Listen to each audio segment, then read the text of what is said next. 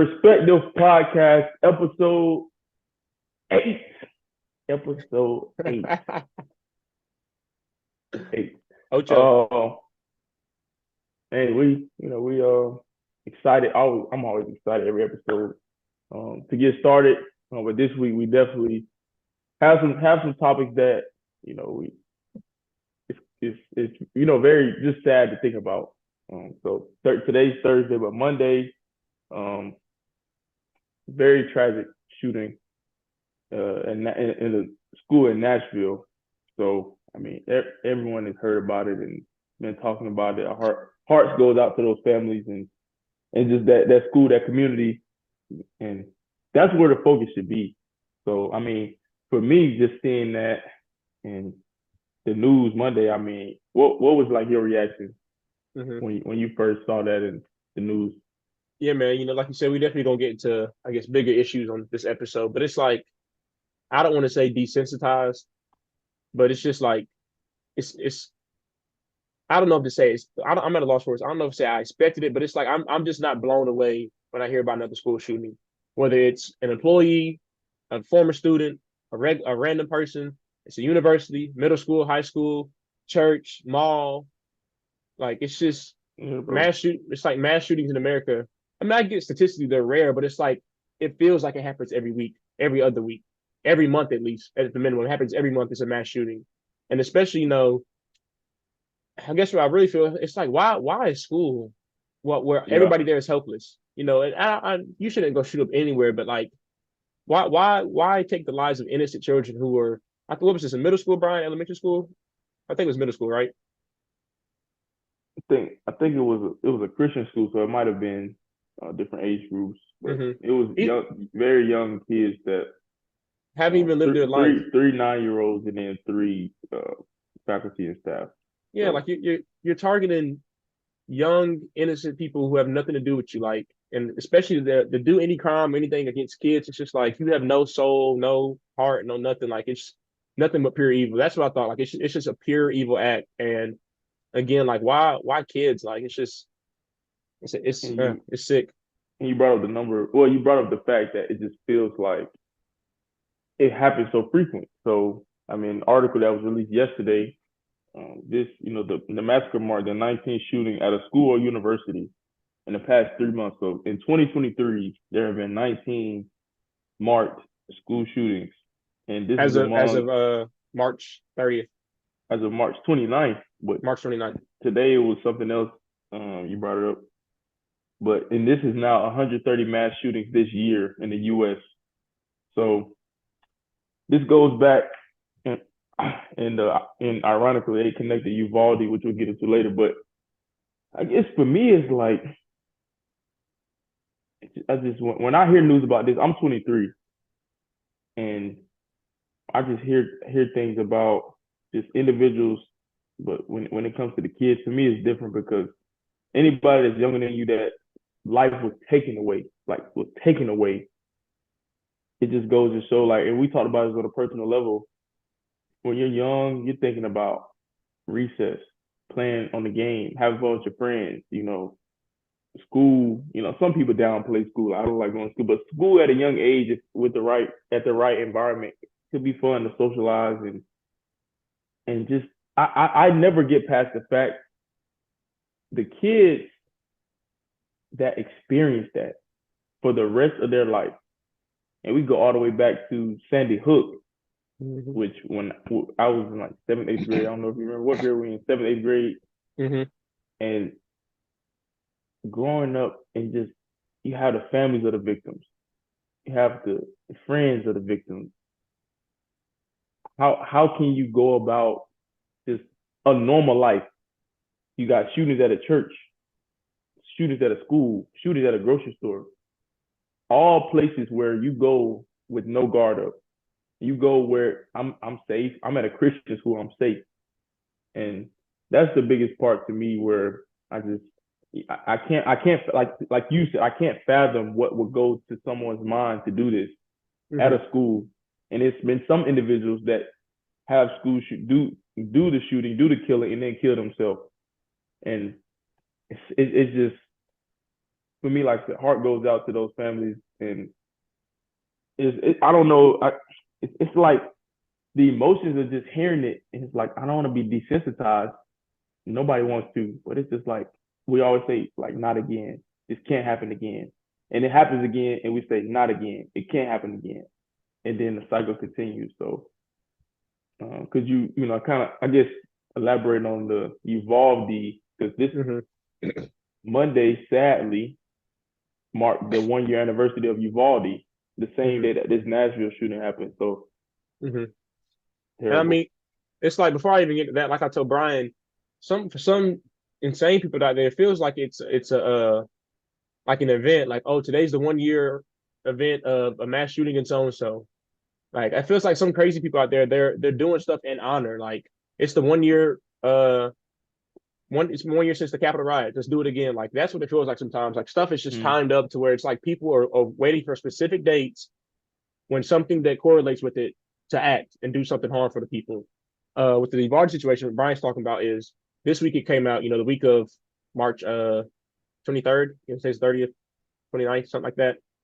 Uh, it came out that the Uvalde police officers, like the investigation's over, and we all knew why they didn't go into the school, but they finally answered as to why they were hesitant to do their job, so to speak, to go in there and get the active shooter and save those kids and teachers and faculty and staff. And they said they were scared of the shooter's firearm, his AR-15. They were scared of it. And And Monday was the 27th, by the way. 27th, yeah, the week of the 27th. And like I told Brian, it's like, I mean, it's where do I begin? You're trained police officers, and it's way more of you than it is of him, but Mm-hmm. trained police officers. And I don't know if y'all have seen the footage when it happened years ago, but you can hear people screaming. Kids, faculty, men, women, children, you can hear them screaming.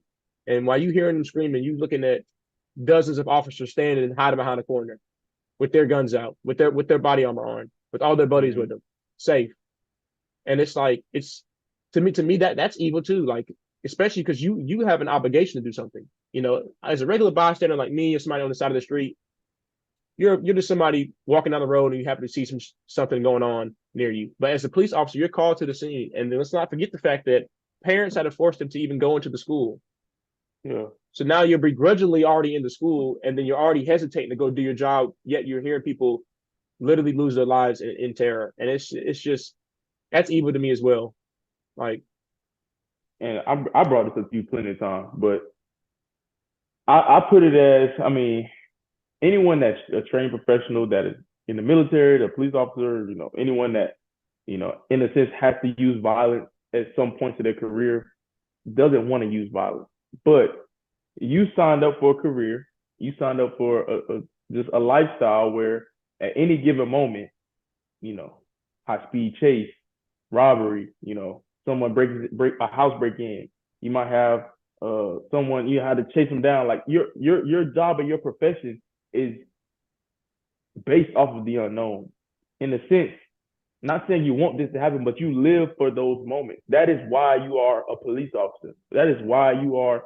I mean, you see the Marines commercial. We run to the sounds of tyranny, and it's like out of all that time that was spent, not one officer, not one before it all happened said, you know what, I understand what the rules are, but whatever we feel like we're up against, they have no protection. They have nobody. They have no armor.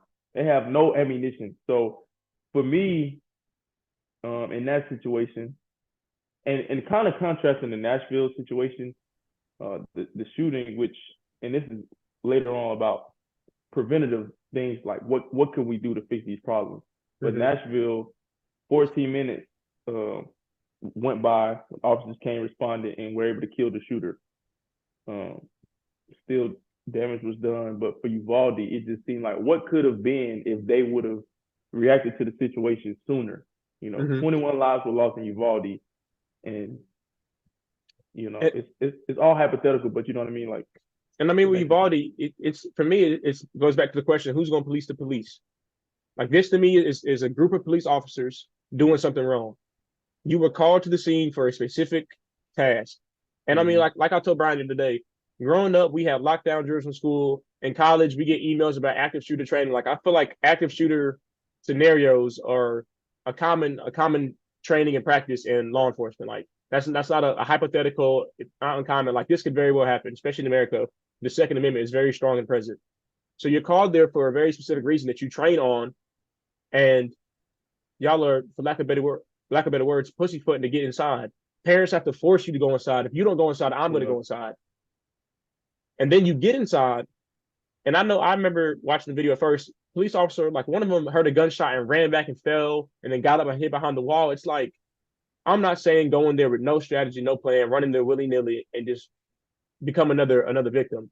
But it's dozens of y'all, literally over a dozen of y'all, who got, I assume, who have far better training, far better equipment and gadgets, and it's strength in numbers for a reason. That's a statement for a reason versus one person. Yeah. Like, and again, on top of all that, you hear people screaming and calling for help. Like, and lastly, again, it's your job to do that. You signed up for that. That is your job. Like, parents would die for the kids, but you especially, you should die trying to save your community. Like, that's what you sign up for. As any member of law enforcement, the Marines, you sign up to give your life away for the homestead. Yeah, and that example, what you bring up, just the helplessness, because I know I never had to experience an active shooter, but when I was in, I can't remember, 7th or 8th grade, we actually had like a threat of someone to say that they were going to come up to the school with a gun. So it wasn't like a few weeks after, but it was the same year or the same school year where another mass shooting happened. So for us, and I mean, I paid attention to the news a lot and current events. So for me, I mean, I was in PE, and it was actually the day we had a substitute PE teacher. They got to work. He was like, everybody in the locker room. We locked the door. We just in there, and it's like kids are immature, but when this stuff, when this subject like that, like everybody was like, just like, man, like what do we do? And in that situation, they say, you know, don't call your parents, don't text your parents, don't let. But in that situation, you don't know anything else to do. You feel helpless. Will anybody be able to come in time enough to help us? And you know, it ended up that it was just false alarm, nothing happened, but just the traumatic thought of it could happen at any moment. And transitioning when I was in high school, it was another mass shooting that happened around the country, and we started to have like metal detectors, and doors would be locked throughout the school days just to, you know, we had a school resource officer that would be around. So thankfully, my high school was like literally right up the street from a police department. So literally, the police department was like walking distance within our high school.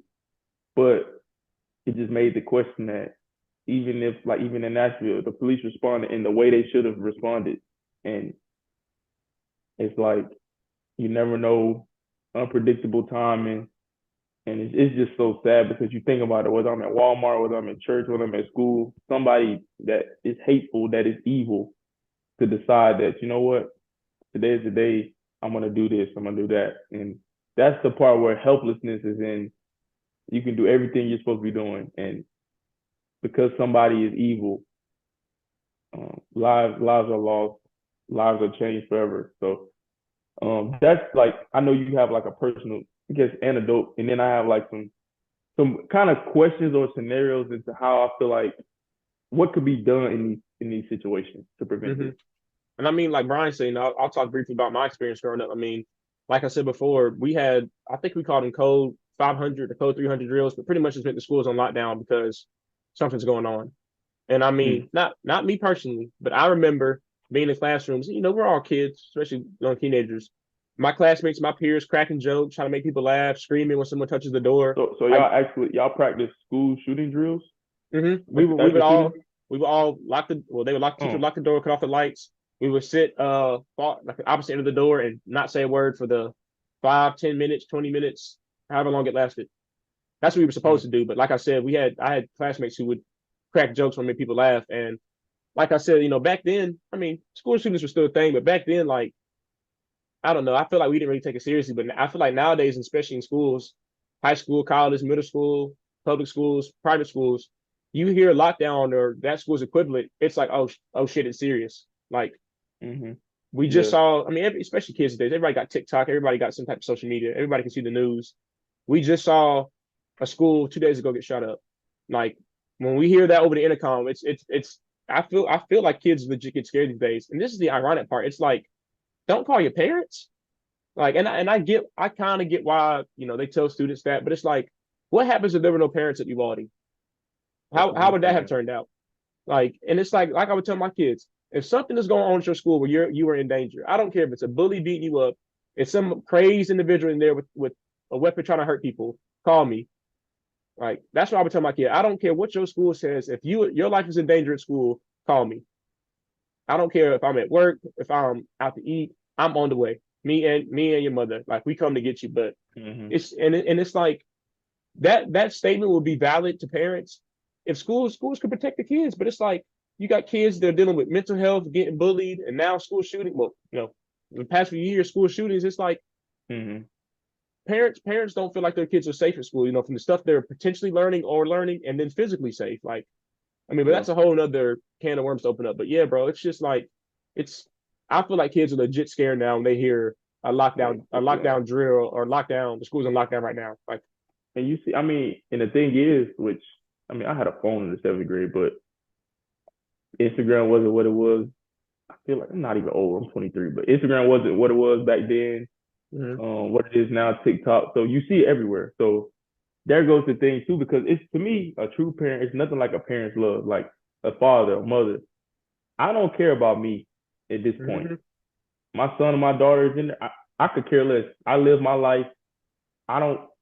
I would be remiss if I didn't lay down my life or sacrifice me for them. And that's the only thing. If somebody on that police department had a child in there, they would have went in there sooner. I mean, if my niece, my nephew, but that's where I feel like just the empathy in those types of careers. I mean, as doctors, lawyers, first responders, treat everybody like that's your family member, like that's your grandmother, like that's your aunt, that's your mother, father, and it's easy for us to say. I mean, I'm not in their shoes, but I didn't sign up and go through that training to be a police officer, so that's my counter argument. But we talk about the helplessness. We talk about, and this is a very heavy subject. I mean, and I feel like it's people might say it's hard to talk about, but it's hard for those families that's going through what they're going through. So the preventative measures, I feel like, it's something that needs to be discussed, because we talk about the helplessness and we talk about response time. So for you, questions for Cale. This is like a questions for Cale segment. So you're a high-ranking member of the Board of Education, City Council, or someone who makes decisions on school policy.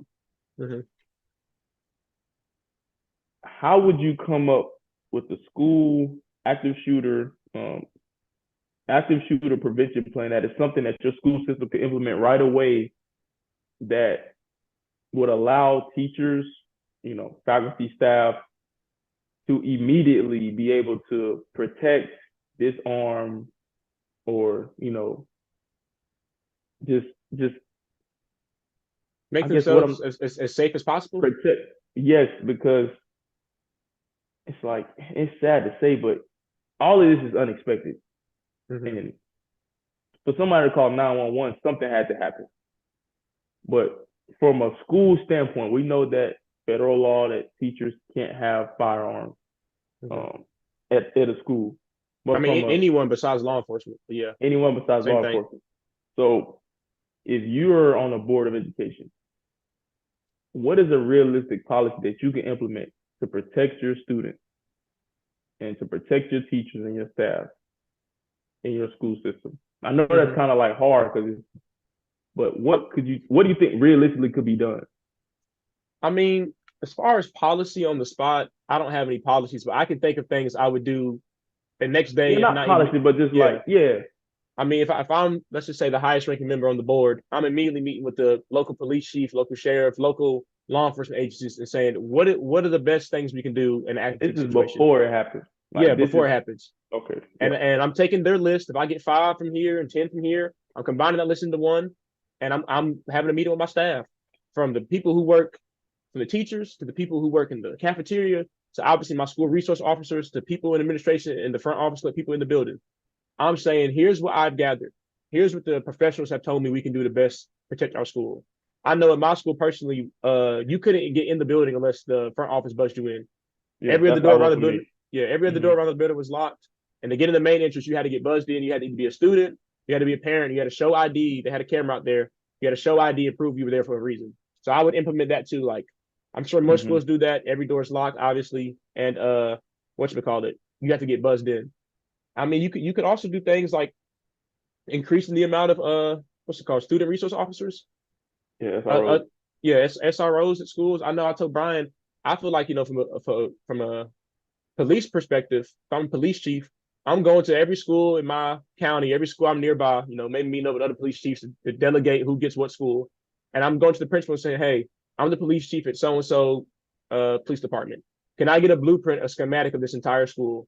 That way, if unfortunately, if there's an active shooter here, we know every entrance, every exit, we know where they could be. I can get my staff together and we can already have this, the map, so to speak, the layout of the building. And we know where we can go in, where we can't, what doors are glass, if you need to break in, what doors aren't, what doors are more sturdy and secure. Like those are some things I would do if I was in a position. That's brilliant. That's brilliant right there. And it's like, obviously there's no one hat fits all, but it's like something has to be done. Later on when we talk about legislation and stuff, we haven't really done anything, I feel like, to prevent active shooters. Like something has to be done. I mean, on the spot, we didn't rehearse that.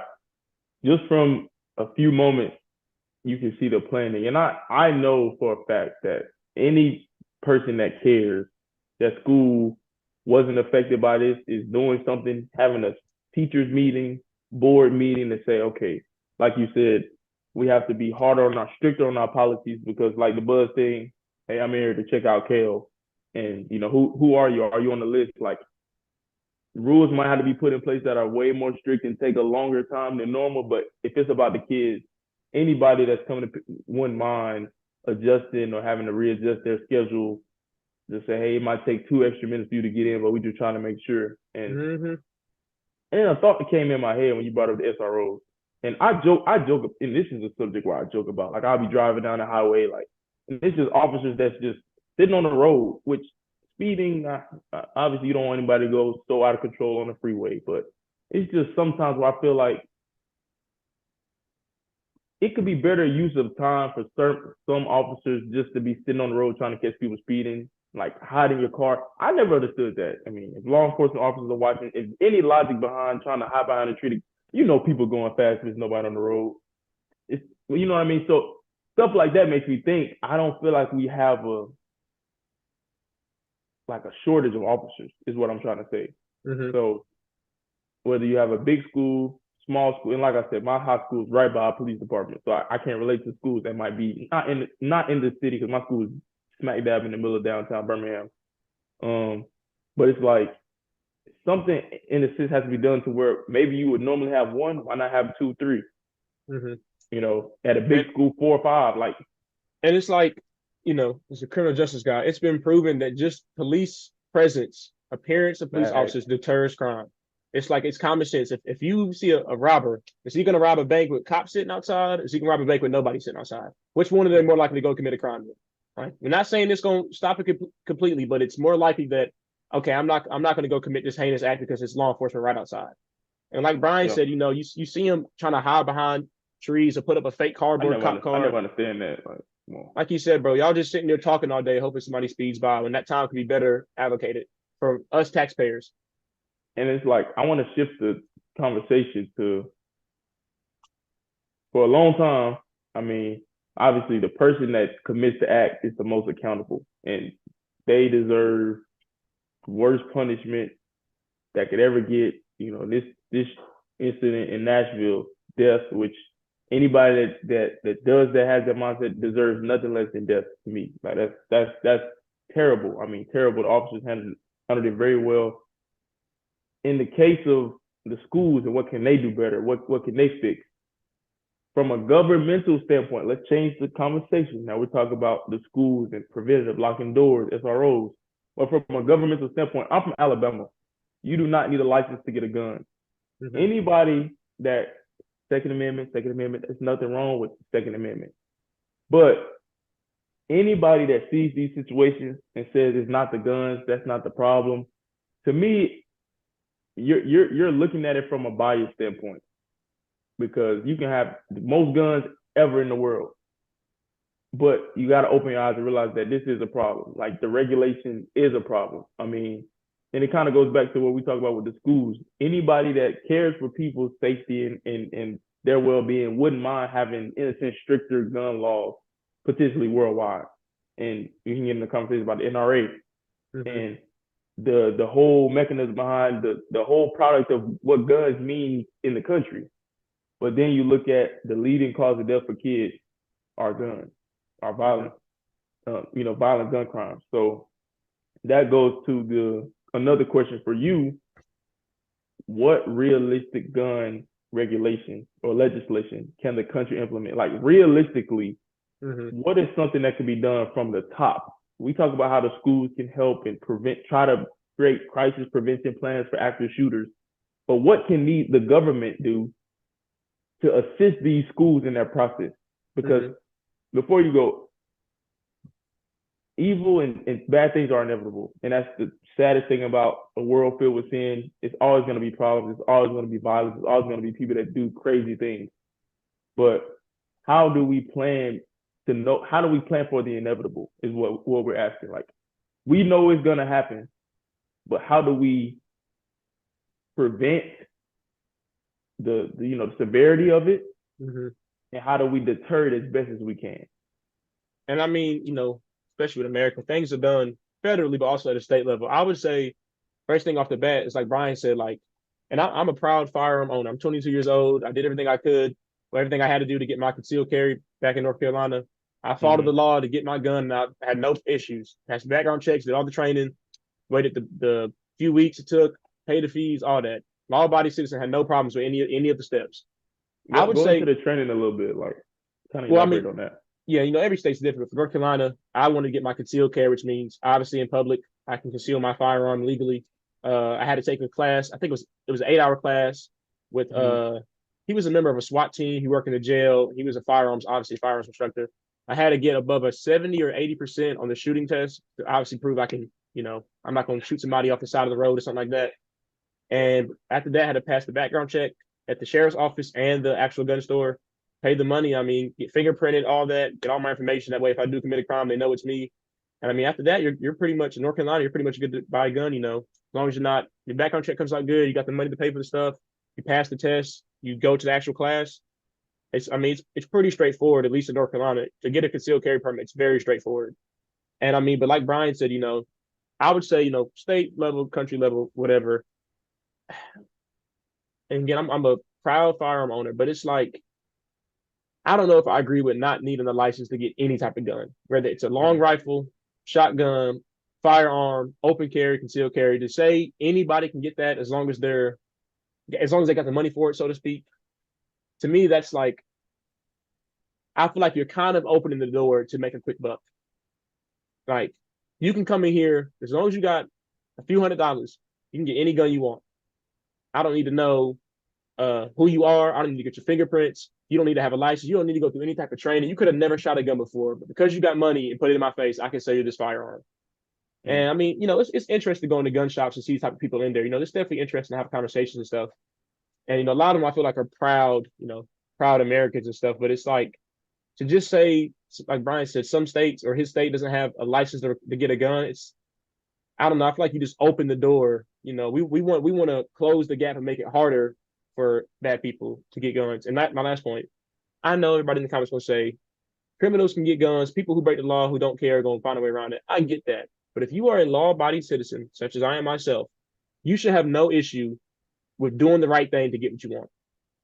I didn't get mad at the sheriff's office. I didn't get mad at the state for saying I had to wait long. Yeah, I'm a law-abiding citizen. This is what I have to do to legally do something. I'm fine with that. So it always confuses me, like I said in my last part, when law-abiding citizens are so claimed law-abiding citizens get mad when people say it should be, more regulations and more steps to get a gun. Like, if you're following the law, who cares?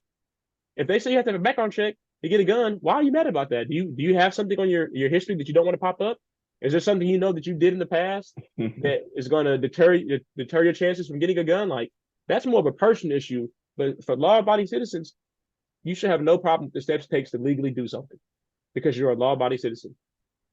And just like I said, if it's about the safety, the protection of the kids, does it really matter what you feel or what you think as an older person or a person that's got to live their life, that's got to be able to graduate high school, college, marry, have kids?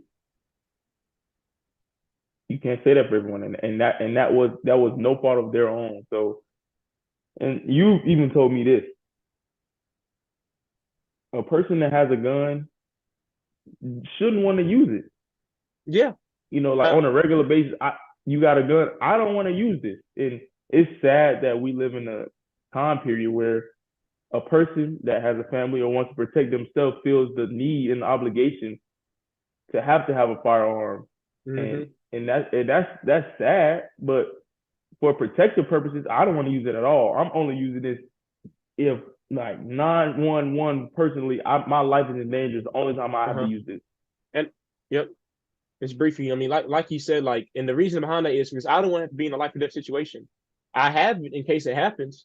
Like I'm prepared, but every night I go to bed, every day I wake up, I don't want to have to use my gun because that means that something happened throughout the day or something's going on where my life is at stake, and I don't ever want to be in a situation where my life is at stake, whether it's from an idiot on the road or somebody crazy up running up on me. Like it's an ironic thing. You have a gun, but you don't want to use it. I have 911 on my phone. I pray I never have to use it. Yeah, man. And on that topic, like you said, law-abiding citizen, I just personally don't see the pushback. And you've recently seen at the Capitol, I mean, you have people with signs, along the lines of, stop the violence, save the kids, and we keep hearing that. And now when it comes to a partisan thing, right? We got left, right, Republican, Democrat. Stop with they're trying to push this narrative. We want our kids, our teachers, anyone in any public place to feel safe. I don't care what party lines or whoever you vote for.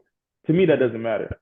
And it's like when situations like this happen, when I get on Twitter, when I get on Instagram, and I see the Republicans are pushing this, Democrats, our focus is on the wrong place. And that's where it comes in, the House, the Senate. If just like a law-abiding citizen, if I want to use my firearm for the right reasons, only if I need to, I shouldn't mind having to go through the stipulations and the rules to get my gun. And from a public official standpoint, House Representatives, Senate, I don't care what party you represent. How can we save and protect our kids?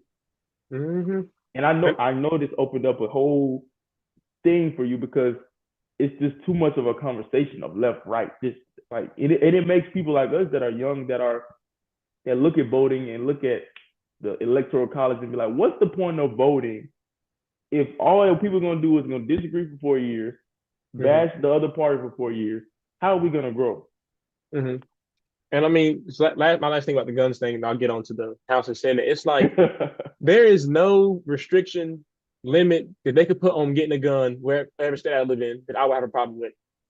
I'm a pass a background check. I'm a pass a psychological mental state check. I'm gonna pass the age requirement. I'm probably gonna have enough money. Like that's what I'm saying. Again, last time I'm saying, I know I'm beating a dead horse, but if you a law-abiding citizen, there should be no test, no restriction when it comes to getting a firearm that angers you because you should be able to pass it. And if you can't pass it, maybe you should look in the mirror. If you can't pass a psychological test, age requirement, accuracy requirement on the range, that's an issue. And you probably shouldn't have a gun. That's what I'm saying. Like, and that's why I'm all for it. And I'm a firearm owner, but I'm all for the restrictions and the regulations because I know I'm gonna pass the test. I'm not worried about it. Like, unless they say you got to be under 6'10", I have nothing to worry about. That was a nice place. Yeah. That was good. That was good. But on to the House and Senate and just Congress in general, it's like Brian says, like, regardless if you're red, blue, Republican, Democrat, we all want the same thing. We all say we want the same thing. If you go to a Republican convention or a Trump rally, so to speak, do you want kids to be safer in schools? They're all going to say yes. If you ask them that question straight up. If you go to the same thing on the blue, the left side, do you want kids to be safe in schools? They're all going to say yes. Now, how we get to that, the answers are going to be different, but we want the same thing. We want our kids to be safer in schools. And it's like Brian said, we vote people into these positions, we elect them into these positions, and they just argue with each other and bash each other for their whole term. Yep. I'll let Brian get back on it. But like you said, when a situation like this happens, the focus does not stay on the victim, so to speak, or the community that was affected. It goes to what is Congress, what is the government doing about it? Why is so and so not doing like? Let's focus on the victims. Let's focus on this city, this state, this country that is heartbroken over another travesty. Like, let's focus on how we can never let this happen again. Not, oh well, it's so and so on the red side's fault. It's so and so on the left side's like we bicker back and forth, and our focus is over here where my hands are at when it should be right here. Like it's over here, it's over here, it's over here, it's over here, and it should be right here. Yeah, and I'm a history guy, so by no means was George Washington a perfect person, and by no means did the things that he did and represented his life could be seen as something that was positive. But one thing that he did say that I did agree with was the creation of the party system in the United States would be one of the worst decisions or the worst things to happen to the country. And I think that's where we obviously where we are. I mean, and it's bro, it's so sad that you even think about it because this brought us the view to it's an election year, 2024 coming up. At some point, it doesn't have to be about you. Like it's not about you. It shouldn't be about you. And everything is policy driven. Everything is public relations driven rather than heart driven and empathy driven. And you know, people say, and we even said it, but people say on the biggest stages, our heart goes out.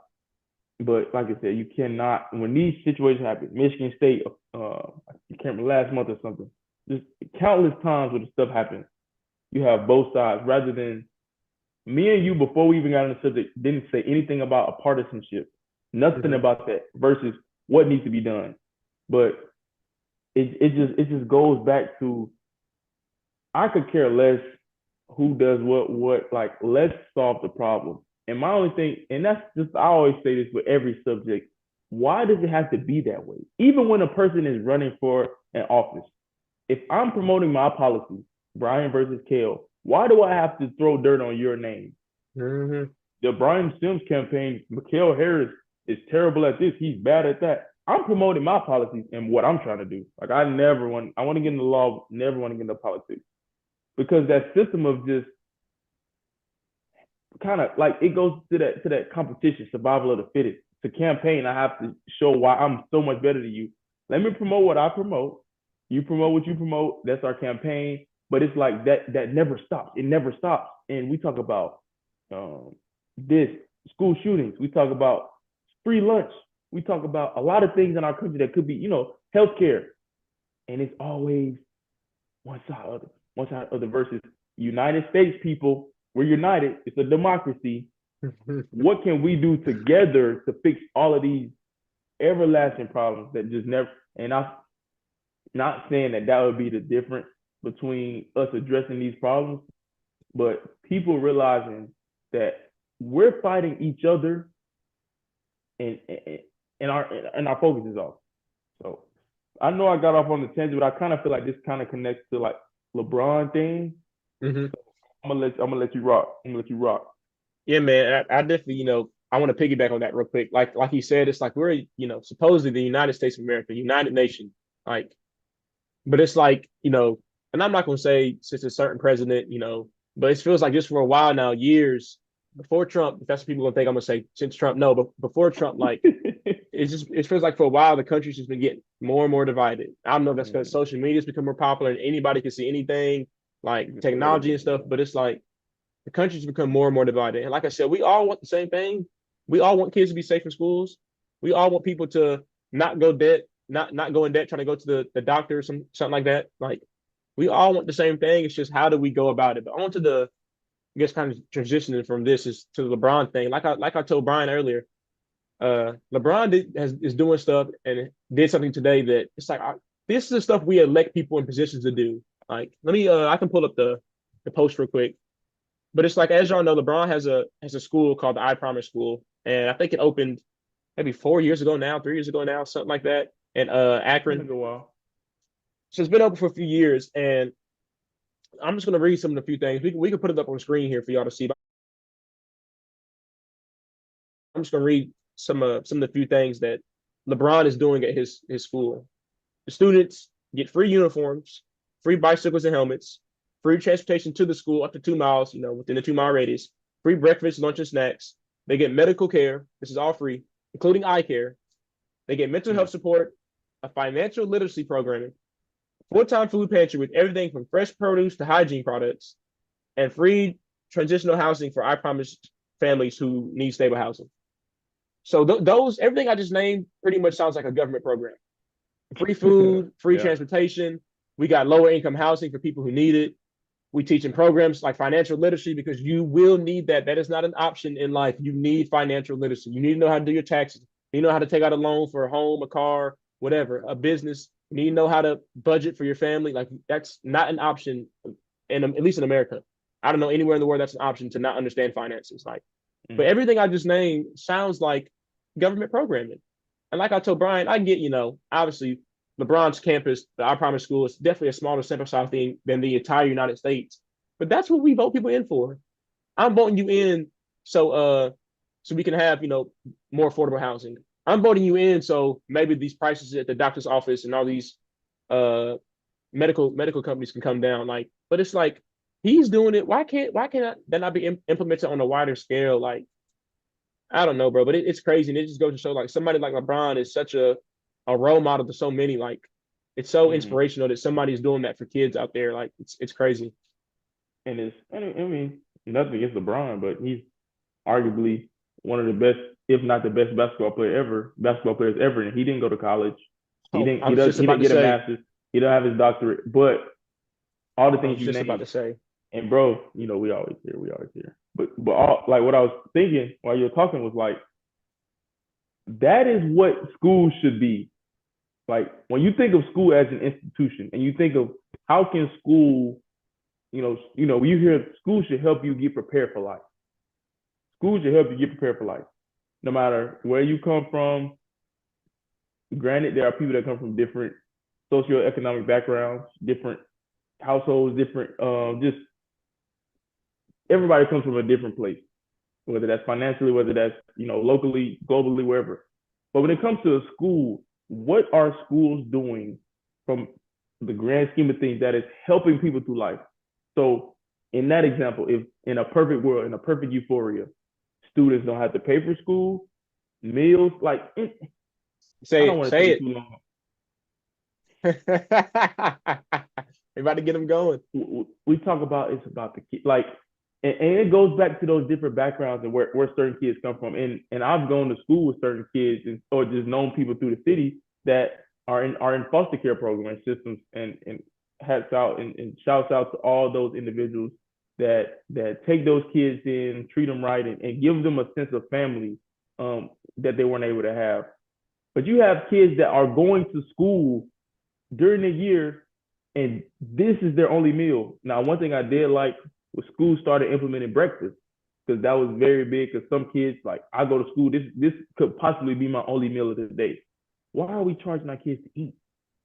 And it just goes back, and like I said, if it's about helping propel our kids to in life, you have certain people that have a bad viewpoint on school. Like, just think of those kids at the IPromise School, and you didn't. Well, it wasn't on the chart, but you didn't even point out that they get scholarships to go to Akron University. Mm-hmm. So it's like their viewpoint on school is, hey, I'm setting myself up in life. Like, I don't, in a sense, have to invest. All I have to do is, get good grades, stay out of trouble. And it's like after school programs and financial literacy, people to learn. Now, going to school for me is a benefit. It's not a hindrance. And as an institution that is supposed to help our kids, I see school as, in some regards, in some areas, because not all areas, there's some great schools out there, in some areas as a hindrance. It's like, what is the point of school if I got to pay for lunch? I got, I have to, it's no resources for me to invest in other than sport. It's no extracurricular activities other than sports. The curriculum, and I'm not invested in. College is like, and then I don't have the resources, because I'm of the belief that the reason why some kids do better than others on standardized tests is not because they're intelligent. It's because of the resources that were poured into them to prepare for those standardized tests, which I can go on a tangent about that, but I won't. And that makes the student look at college like, why go to college? School hasn't done anything for me. But individuals at this school, what is school? I got a bike. I can go to school free. LeBron James giving me Free Jordan. I mean, not uniforms. Jordan. Give me LeBron's like Free free uniforms. uniforms, programs, and it's fun. It's active. I look at school as like, wow. I don't want to be an educator, but hey, let's see what's next on the college level. And And that's all I got.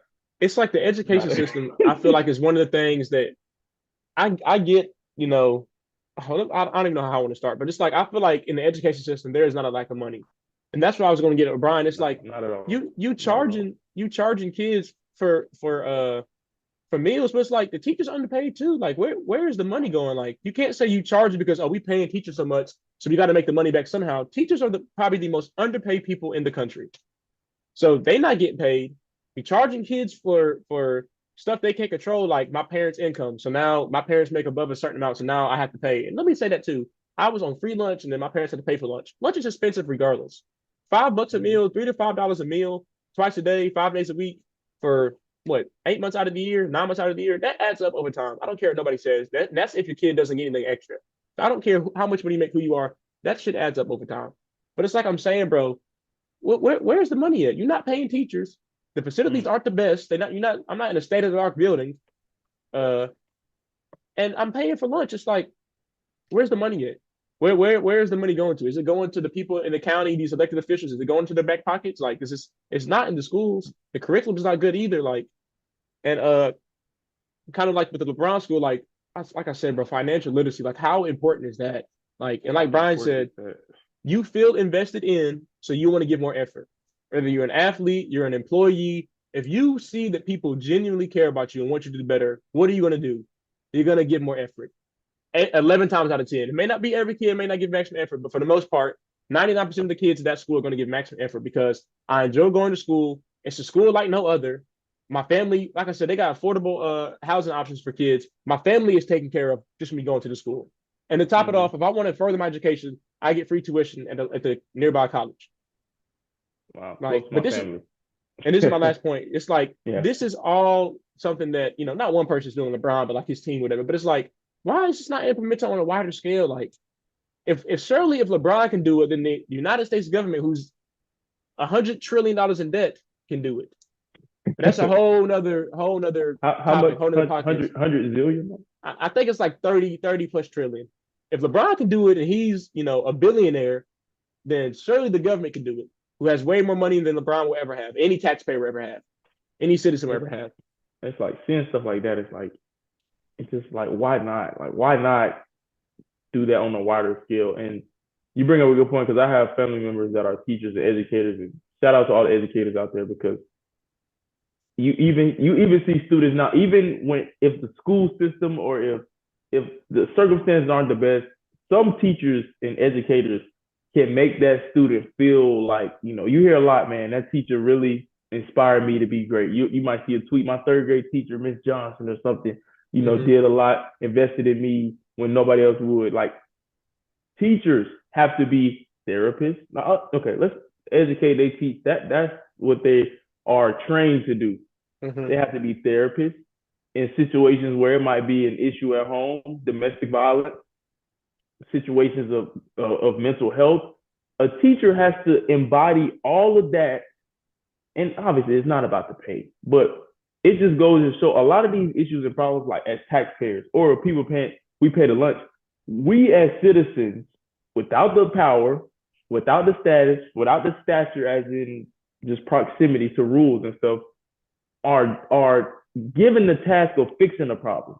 If you think about a taxpayer or somebody that law-abiding citizens paying taxes, we are supposed to fix the problem that the government or the overall top entity is supposed to help us with. Mm-hmm. And it just begs the question, especially teachers that are it's a government position. I just tip my hat off to teachers, especially during these times. Like just think, Cale, from a standpoint, and I don't want to go back to the subject too much, but we talked about the shooting in Nashville and Uvalde. Parents definitely have to have that conversation with their kids at home and just let them know the reality in that. Try to make them feel safe, even though they might not feel safe. But as a teacher, you're a teacher in Ohio. You see this on the news, and your students ask you, what if this happens here? Mhm. And it's like that teacher didn't learn that in grad school when they got their master's or their doctorate. They didn't learn how to cope with real life strategic situations. But our teachers are something that should be. I said all that to say our teachers are something that should be invested in from a wider scale and from a scale of value. And I like this example. I mean, what LeBron did. If I ever had the resources, and I would want to do something like that because I want kids to feel happy to go to school. I want kids to feel like even to think of mental health. Something happens in a student's life and they can go to a mental health, somebody that is a trained professional to talk about, hey, I feel depressed. I feel like I have anxiety. A lot of these things that weren't offered to the older generations are now offered Mhm. to these youth on a wider scale. Imagine the things that, in a sense, could be, I wouldn't say prevented, but you give a child an outlet to express themselves in a lot of different ways at a young age. Watch how that helps propel them for their future, and that's all I want to see from a wider scale. And I mean, it's like just real quickly, how many, I'm not going to say uh students or people who didn't have goals and ambitions, but like how many doctors, lawyers, engineers, scientists, nurses, astronauts did this school going to create? Let's just say the Mm, school wasn't here. It could have been a lot of kids who didn't take education seriously, didn't want to go to college, didn't really know what they wanted to do. But now through this excellent program or programs offered at this school, who's to say like there's not 100 CEOs at this school, future CEOs? Who's to yep. say there's not 90% of them are all going to be future business owners, like people who change the world. Like it's just, but when you invest in the youth or invest in the schools as you should, that can happen. Like, and especially with kids, Yeah. bro, that's the main thing with kids, from the first subject, the school shootings and stuff like this now, uh, programs in the schools, free lunches. It's like they're kids. They didn't ask to be in these situations. Like, so you should want to do the best in them because they can't control their situations. Like, and especially with kids, Yeah. like there's people my age, 22 years old, 25 years old, don't know what they want to do. Kids gonna need a little more push, a little more encouragement. Like, but they're kids. Like, you should want the best for kids because they got so much ahead of them and they're gonna be the future and they're gonna change the world. Like, instead we arguing about uh not nonsense. Like we arguing about Hmm. red and blue parties. Like stuff that's not important when it comes to kids. And then I even thought about that when you thought about like pouring. You talk about kids are a sponge. They're sponge. They soak up anything. What do we pour into them? What do we pour into these young sponges that will change the world? In this world that we live in now, we need a youth that is going to do something to kind of the things I'm talking about now. Hopefully, 20 years down the line, people look at it and say, okay, we don't have a party system like we had because of the fact of our generation of change of this that. Mm-hmm. But just think about if you gave kids an option on in elementary, middle school, high school, you have these at certain schools, but from a wider scale. And I know this will have to cause resources and investment. What anything does, just like the military or just like any donations to a foreign country that the U.S. does. So y'all got money for some stuff, but I'm a graphic designer. You have on a wide scale graphic design courses, a class learning about the stock market, and that stuff implemented into curriculum that is interesting, that is intriguing, and it's also real life. Newsflash, teachers and educators, whoever created curriculum, your students are going to be using the Pythagorean theorem and Newton's law of theory if they want to be a nurse, or you know what I mean. Like it's I don't even know Newton's law. I don't know history major, but it's just like certain things that are deemed as essential when it comes to learning. I feel like could be put into like photography courses or how to run your own business or a business simulation class. Stuff like that to me would just change the whole dynamic of what school is. So along with all the things on LeBron's list, which are tremendous, but the curriculum base is not just science, math, this, and that, but it's really something that the kids can look at and have fun. Cale, realistically, in 10 years from now, or when we have kids, you could literally have a certificate or a class about how to start a YouTube channel. Your whole class, your whole project is creating a YouTube channel, uploading videos, and learning how to optimize and profit off your, like, that's realistically something that you could do. Bro. And I'm just saying, like, I feel like that would be more beneficial than learning about what's Y that equals dude? mx squared plus b, whatever it is, You said it wrong. whatever. And Nah, that's the point I'm trying to make. that's the point. But like I'm saying, But trying to some else we learned that was just like, why am I learning this, man? Like, I mean, we like talk about social studies, like, you talk about Newton's law, like something in motion must stay in motion. I could probably figure that out on my own. that's closer than y equals mx squared. That's closer. But it's like Brian said, like who's to say in the future for a class assignment? All right, y'all, starting LLC. That's kind of Today's extreme right there. yeah. And I mean, obviously with the school they can pay for all the Hey, paperwork and but stuff. fun fact, once you start an LLC, you make $1 million.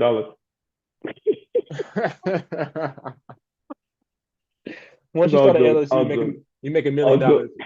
But it could be as simple as I can't take this dude seriously, bro. My bad, my It bad. could be as simple as your son or your kid comes home in the future and says, "Hey, Dad, today in the class, well, today for this week's assignment, we got to do an LLC. So today when I get home, I got to figure out how to get my EIN number. Mm, I got to figure out how to budget 10 employees. Like it could be anything, bro. I mean, it's stuff from maybe you got kids in high school who want to do hair, whether they want to do twists, do wigs, stuff wow. like that. Oh, Relaxing hair, barber. yeah, cosmetology and estheticians, barbers. Obviously, like it should be different resources for kids to say everybody comes to this school. We all take the same crappy Mm. 4 to 8 courses, and if you want to go to college and learn something else, you can. But right now, you're gonna learn about stuff that's outdated. That's the biggest thing I feel like with this current curriculum in K through 12 is that it's outdated. And not Like it. what? This is my last point. Okay. Why are we or Congress people not arguing in Congress to have financial literacy programs in school? Like instead, we arguing about Mm. other irrelevant stuff. But why has an argument or a point been made? Why do we not are teaching our kids how to manage their finances and do their taxes in schools? Like we arguing about other stuff. How has that not came up yet? But Yeah. yeah, bro. And it's like we're talking from a curriculum standpoint, like the eight. What was the hours for school? 8 to 3, whatever you hours. But I just thought of something. I mean, I know people have done it before, but schools partnering with local businesses. Like I said, if you're a barber or uh if you have like a business, and we played sports our whole life or most of our life. So after school, I was playing basketball, running track. I played lacrosse a little bit, played football, marching band. But that's not for everybody. Playing sports, clubs, that's not for everybody. But if somebody is passionate about esports or is about, like we talk about YouTube or about cutting the hair, doing hair, the stock market, like local businesses or just local entities investing in this or schools reaching out because I'm of the belief there's a lot of entrepreneurs out there that have a business that will want people to, in a sense, have that financial freedom that they currently have. So a guy or a woman coming out every week with their business that's a chef, and they come to the school and give cooking classes, and that's like a club or that's something that's extracurricular that uh, from a standpoint of we're looking at. I know some schools already had these things implemented, but from a wider scale, whether it's private, inner city, public, whatever, how can we invest in our kids in school, out of school, to make them not view school as a task, as a chore? Oh, I'm going to school versus because I mean you talk about it, people bring up the comparisons how prison and school, I mean, getting a straight line. Like we learn how to be an employee at school. Nothing wrong with working, nothing wrong with you having a job. But we are taught to follow directions, go by the path that everyone has followed. Don't be too different. No creativity. No creativity. And it's like you kind of put students in the box. And like I said in episode 1, you have kids that graduated high school that said, I'm not gonna go to college. I'm gonna get a trade, go to trade school, whatever. 4 years later, they are probably 10,000 miles ahead than kids that went to college and got their degree and did the stereotypical way to go to school. And now you have somebody that's 22, young, thriving, whether they have a trade that they're good at, whether they have a business, or whether they just went out and tried something new.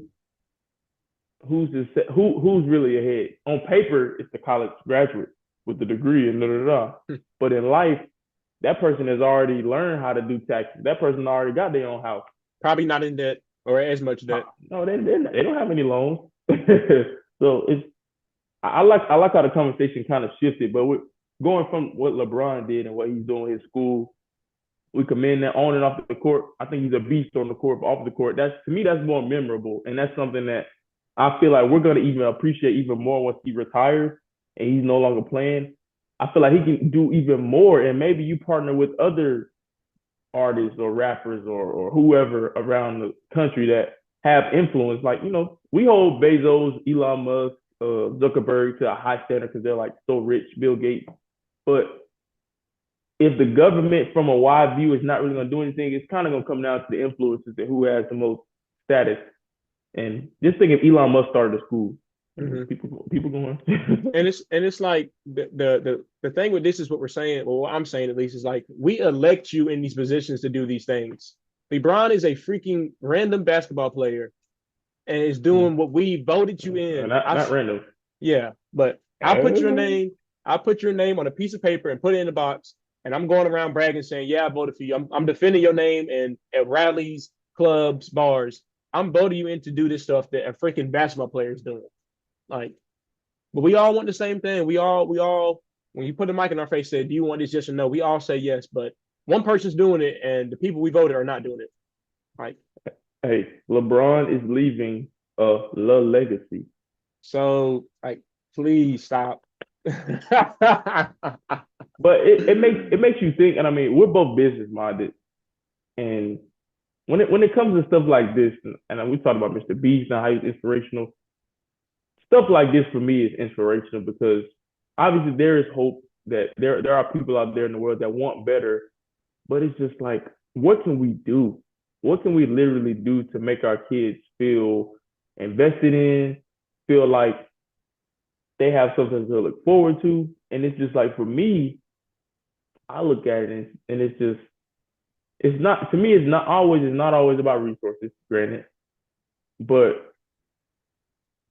to me, it just takes intentionality. I mean, I think all that we talked about from this standpoint, in this conversation, it's not the lack of resources, it's the intentionality. Like, are you intentional about wanting your kids and wanting the next generation to be successful and not just book smart and not just getting high ACT scores, SAT scores, which still, we can talk about another day. I just feel like that mental shift will inevitably just create a better viewpoint of school in general. I mean, you'll have kids looking forward to go to school, looking forward to after school because they're learning. And hey, mom, invested in. Like you said, I learned how to write out a check today, mom. I learned like all of those types of things that, and you don't have a mindset that kids can't fathom and learn this stuff. Man, kids are brilliant. We just have to pour into them and be intentional about what they're learning and what goes in and out, because TikTok, Instagram, they're gonna consume media no matter if you try to protect it or not. Bro. And I mean, it's like I'm brainstorming right now. You can make this fun. I mean, it's like you can ask kids, or ask the kids in the back of the class or in front of the class. Do y'all want to own cars one day? Yeah, Mr. Sims. I want to have a Ferrari and a Lamborghini. Okay, well in today's class, we're gonna go to the steps to get in a car loan.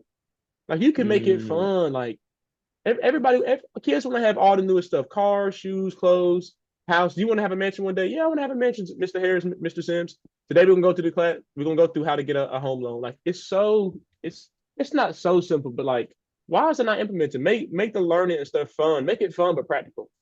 I think that's the best way to say it. Make it fun but practical. And it goes into it because you can't, like I said, the teachers that have so much on their plate, it can't all be on them. It has to be investments in the students and the teachers to provide them resources to where the school has the money to outsource a professional to come and just say you're a math teacher, but all the things you learned about car loan, whatever, investing, you outsource an expert to come into the school. And so this week, this expert is going to talk about budgeting from a math standpoint. So we're still doing math, but it's real life examples, real life things like, real estate. You have a property. If you have a down payment of this, you have to pay this a month. And it's like, we stopped saying Susie has 7 apples if she took 3 away. If Johnny has 2 apples. If Johnny got 2 apples.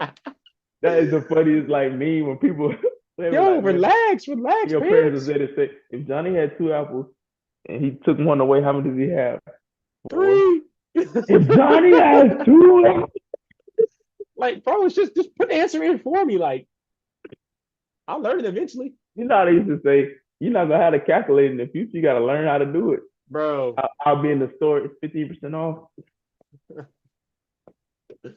Oh my goodness. Oh my But yeah, goodness. man. I mean, like your LeBron, keep doing your thing. I know we're not big enough, but if you're watching this, shout out to you.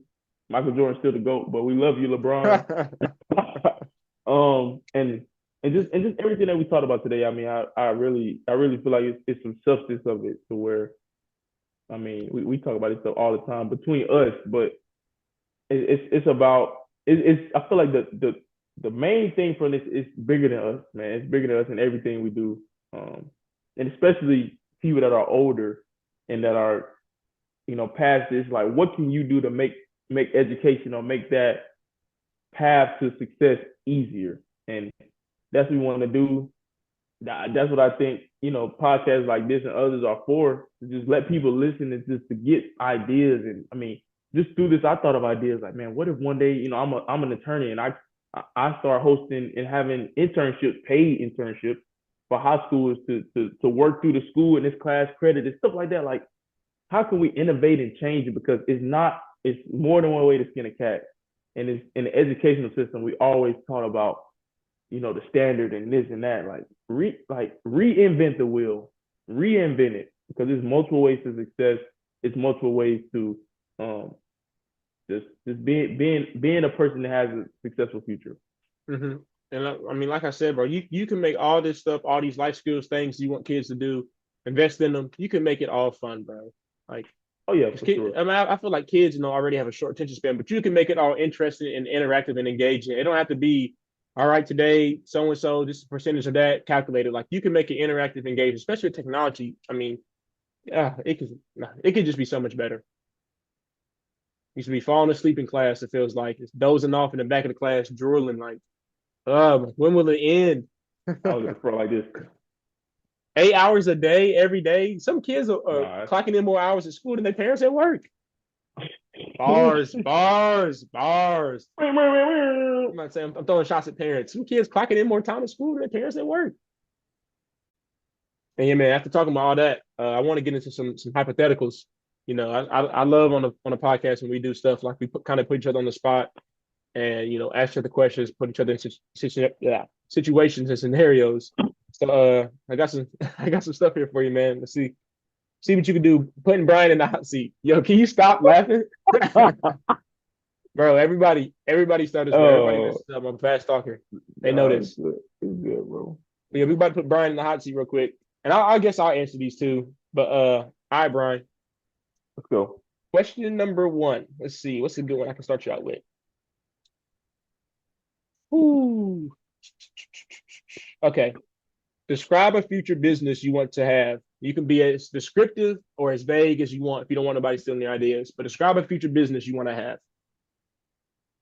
I want to have a storage unit business. Mm-hmm. I had the idea. A little bit. Yeah, I mean, in a very, very well populated city, I want to have a storage unit business to where it's kind of ran on autopilot, but I would have people to go in to make sure that each storage unit is secure, clean, and have like a front desk person. But definitely want like a college town or a big city, something like that. I've always had something like I want to do. That's probably one of my future starter business I want. Storage unit in the college town wouldn't be bad. Kids are gonna lease up there over the summer. Mm-hmm. I mean, yeah, that's big city. I mean, somebody that's moving. People always moving in and out. So yep. I guess for me, one of the businesses I want to own, I want to do in the future. I want to do a car detailing and tint shop. I've already thought of the name. I guess I'll say the name. I mean, if somebody want to use my name for their business, I guess I was gonna call it as of now, Cale's Car Detailing and Tint. And obviously we do. Oh wow, so unique. I mean, my name's Cale, flows perfectly with car. It's just rolls with the tongue so well. But it's like we'll do car detailing, cleaning your car. We'll have different services, different price ranges. I guess we could do motorcycles too, maybe even boats one day. We'll expand to that, any type of vehicle. And tint, everybody gets tint in the windows, and I would also offer other stuff like installation on vehicles. Like we would do no service repairs. That's something I'm very clear about. We don't change oils. Oil change, no tire rotation. We can maybe change a tire. but we don't do no type of repairs. Like this is the wrong place. We are strictly cosmetics. And I also want to offer stuff like, radio installation. If you got speakers or subs you want to install, backup camera, a new screen in the middle, like we could do stuff like that. We could kind of help like trick out your car, so to speak, but no repairs. Like I said, somebody gonna pull up. I we know y'all might don't do it, but can y'all shave me? Oh, please. we might change a tire if you tip us good, but we do no repairs. Okay. But yeah, man, that's I guess. Hard. Yeah, I mean, like you talking about storage, I thought you would say something extravagant like Brian Sims, amusement park and emporium theme park. Hey, they ain't ready for all that. All right, we'll do another one here. Let's see. It's just I don't know what to pick from. Okay, I got you. If you could meet any current celebrity, who would it be? Ooh, that's a good one. They can be athlete, artist, politician, any current celebrity, any public figure currently is still alive now. Who would you want to meet? I'm gonna go Denzel. Denzel Washington. He's not my favorite actor, but Mm-hmm. I feel like he's seen a lot, just through the industry. I don't know. I might not be an actor, Mike, but just talk about his story, some of his legendary movies. I think that'll be somebody cool to me because he seems like a cool guy. He's a great actor, but he seems like a cool guy. Somebody that's wise. I think that'll be pretty cool to meet him. Mm-hmm. I don't know. I know who you want to meet. Who do you think I want to meet? Rock, paper. Oh, SZA. I mean, obviously, I would want to meet her, but like, I need to get something out of this meeting. Like, so that's what I'm saying. Like, SZA's probably not gonna, let me date her or marry her. So I'll probably pick a dude. Wow, you don't want to meet her just to meet her? A live concert? Bro, I don't need to get my hopes up, bro. Me meeting her and her making me smile for 30 seconds and never talk to me again. Like, come on. I'd rather meet I don't know. I guess somebody like maybe like 50 Cent or somebody like that, like a entrepreneur. So I want to learn something. I'm not taking this is random. If they say $100 million or dinner with Jay-Z, I'm taking $100 million. I'm not taking a dinner with Jay-Z over $100 million. I don't know why people do that. I'm not taking that dinner. But I don't know. Maybe somebody like Elon Musk, somebody like that. I don't know. Like some crazy successful entrepreneur that think about a business person. Yeah, you talking about? I mean, Denzel Washington, he business person. He seems like a cool guy though. It's cool. I should have said Mark Cuban. Oh yeah, you know what? I'll take a day with Cuba. Oh, you already answered. You say you want to see SZA, man. But to see her for a minute, bro. Then if she's not giving me an offer extension. What if you have a day? You have a day with them, like you have a day just to go out, day in the life, like you follow what they do. Would that change your answer? I could probably convince SZA to give me a chance in a day. Wednesday, Thursday. I could probably do that. Yeah, 24 hours, me and her. Yeah, I could probably convince her. I'm already taller. I'm young. I mean, I'm already in the top tier bracket. Just tell her you in the league. Yeah, I'll tell her that too. I'll tell her I'm on my way to the league. All right, and then another one is, if you could have any superpower, what would it be and why? I already know mine. I would be able to reverse time. Mm-hmm. Like that power. If something go bad, I can go back and fix it, or just historical events. I feel like that superpower, I would be unstoppable. Wouldn't you create like the Kang dynasty, the alternate timelines? Like no, because I would be doing good things. I'm saying, but you going back and not letting somebody fall over a crack or over a rock is gonna make something else over here happen. Like, wouldn't that happen? Like a ripple effect? What if that person's meant to fall down, trip over that rock? Well, destiny. Too bad. It's two different fates, and I chose the fate. I'm saying, also, you were single-handedly in control of everybody. Like, that's how you gonna know what you do is a good decision? See, with great power comes great responsibility. You don't have that. You have neither. So it would be something like an old lady crossing the street. If I can go back and I can go forward and I can pause time. So like if I was really tired. You sound like three. Like really tired, and I don't want like 24 hours of rest. I was just pause time.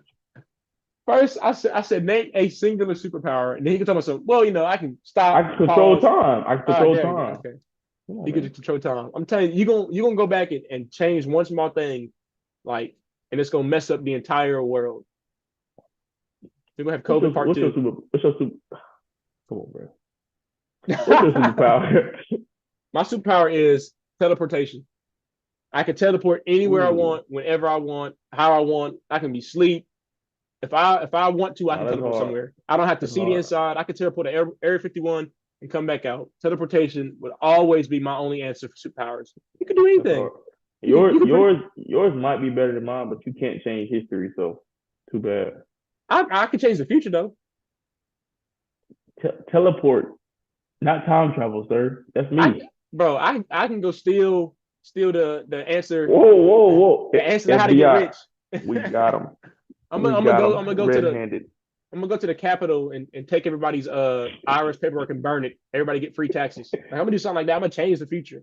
I'm gonna go at the January 6th and be like, run. Yeah. That's I mean I could change the future. Like, Yeah. and then you would have to go ahead of time and try to catch me, but you can't because I'm teleporting. I mean, I don't know. Go ahead. I feel like that's a good one. I We could have do the one best more. power. Put down in the comments who has the best power. I got the best power. Bro, teleportation, like you can go anywhere, anytime. You can do anything. I'm gonna use it for good, obviously. I'm not gonna steal or hurt nobody. It's a great power, comes with great responsibility. Yep. I guess this would be the last one. Let's see. What's something you wish you learned growing up from I guess conception until yesterday? What's something you wish you learned growing up? Well, let's talk about strictly like middle school, high school, stuff like that. Something I wish I learned. I mean, I guess I do it now, but I wish I would have learned like graphic design earlier. Mm-hmm. Feel like I would be in a, I guess in a better. No, let me not say that. That's kind of basic. I would say, learn patience more. Mm-hmm. Like That's a good trait to have. that's kind of general, but it's about life, and I was a lot about keeping up with the Joneses, looking at other people. Oh man, this person get offers here or scholarships here, rather than just. I feel like just being patient younger could have allowed me to cherish moments better, and just not that I would be in a better position now, but I feel like just that maturity of patience would have just helped my mindset. I Mm-hmm. guess that's kind of basic though. I mean, my answer is gonna sound confusing, but I wish I had learned like psychology more, like just how people think, how people Mm, perceive and make decisions. Like I guess I would have learned that aspect more. Like how does somebody make a decision? Why are they making this decision? Is it because of trauma, positive experiences, history? Like I wish I kind of learned that more. Like why people do certain things. mm. Hmm. I like that. I like that.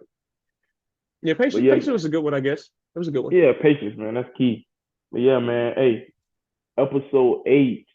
We talked. I mean, heavy topics, but very important topics in this society, in this current world. And we want your feedback. Let us know what you think. Let us know any questions you have, comments, disagreements, whatever you feel. We love conversation on this page and on our Instagram at the.perspective.pod.